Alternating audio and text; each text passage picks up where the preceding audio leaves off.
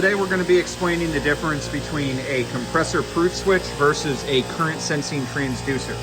Okay, so we have two different types of current sensors right here. Okay, so this is a current sensing transducer. This is a proof switch. The difference between the two is one is just a relay and it doesn't have any way of actually telling how much current is going through the switch. The other one takes the current going through it and relays that information to the board as a viewable number. Okay, so you're going to have two different inputs on your board. One's a proof switch, one's a transducer.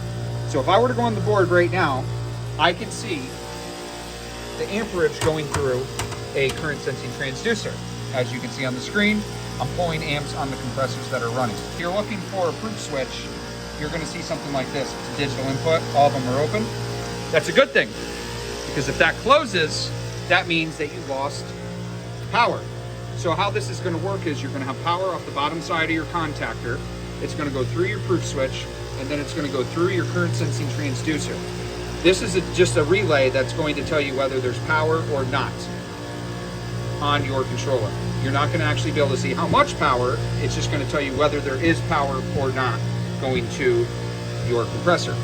Now, when you go through this transducer, this is a current sensing transducer, so it's going to take the amperage going through your wire, and it's going to take that information in and relay it to your rack input module, which is then going to show on your screen.